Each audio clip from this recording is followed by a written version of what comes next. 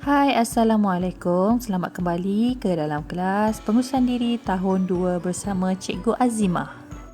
Untuk pembelajaran kita hari ini, kita akan belajar tentang mengenai cara membersihkan tandas dan bilik mandi.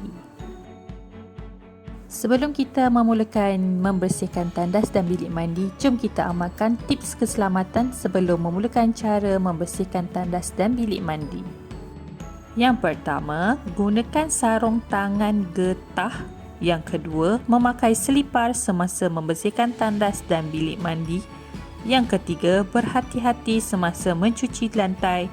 Yang keempat, pastikan lantai kering selepas dicuci.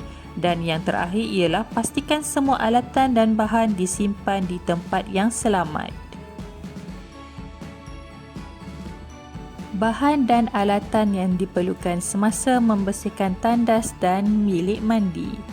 Tan pertama ialah cecair pencuci tandas, yang kedua cecair pencuci lantai, yang ketiga berus tandas, yang keempat berus kecil, yang kelima berus lantai, yang keenam mop, yang ketujuh gayung dan yang terakhir sekali ialah baldi. Jom kita mula bersihkan tandas. Ambil cecair pencuci mangkuk tandas dan tuangkannya ke dalam mangkuk tandas, biarkan untuk seketika. Kemudian ambil span kecil atau berus kecil dan celupkan dengan cecair pencuci dan beruskan di permukaan mangkuk tandas. Contohnya di badan mangkuk tandas, di penutup mangkuk tandas, di bahagian dalam dan di bahagian luar mangkuk tandas seperti video tersebut.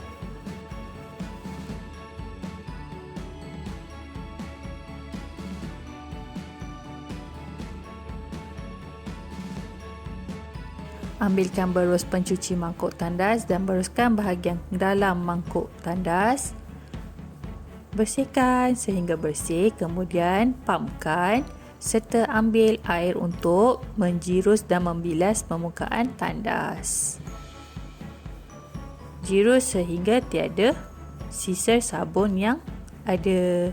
Kemudian ambilkan kain lap dan lapkan permukaan tandas agar ia kelihatan bersih, kering dan berkilat.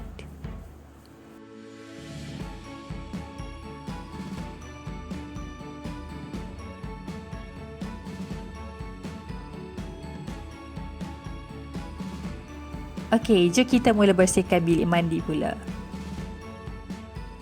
Isikan sedikit air dan pencuci lantai ke dalam baldi. Goncangkan sehingga berbuih dan tuangkan ke atas permukaan lantai.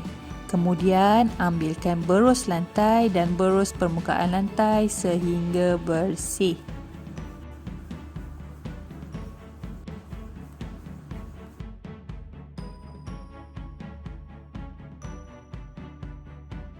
Setelah memberus permukaan lantai, isikan air menggunakan baldi serta ambil air menggunakan gayung.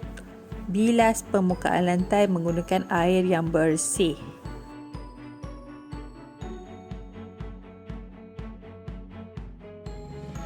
Tidak lupa juga ambil berus dan cecair pencuci lantai untuk memberus permukaan dinding. Dinding di bahagian bilik mandi. Contohnya jikalau ada shower, boleh berus dinding shower tersebut. Setelah siap, bilaskan dengan air yang bersih menggunakan paip air ataupun shower yang sedia ada.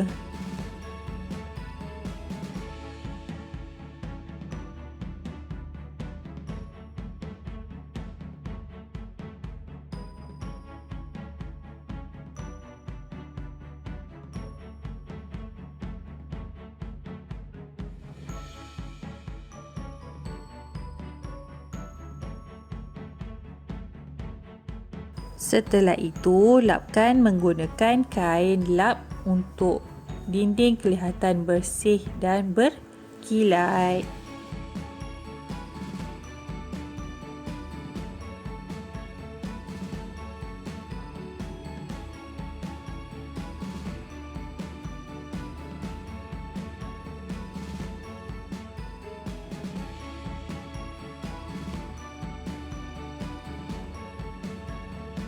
Okey, setelah kita sudah bersihkan lantai, bersihkan dinding lantai, kita bersihkan mangkuk tandas. Okey, sekarang masanya untuk kita mengeringkan lantai tandas. Kita ambil mop. Okey, ambil mop dan letakkan sedikit pewangi ke dalam bekas mop tersebut. Kita mopkan dan kita spinkan agar tidak terlalu basah, dan kita mopkan di permukaan lantai agar ia kelihatan berkilat, bersih dan wangi. Tada! Tandas dan bilik mandi kita telah bersih dan wangi.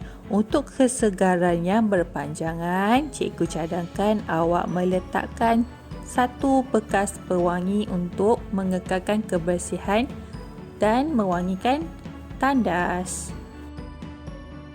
Okey, tiba masanya untuk tugasan. Cikgu nak awak semua buatkan satu aktiviti, iaitu aktiviti semasa membersihkan tandas atau bilik mandi. Okey, jangan lupa rakamkan aktiviti tersebut, kemudian hantarkan kepada Cikgu Azimah secara personal di WhatsApp. Okey, itu sahaja pembelajaran kita pada hari ini. Jumpa lagi. Assalamualaikum. Bye-bye.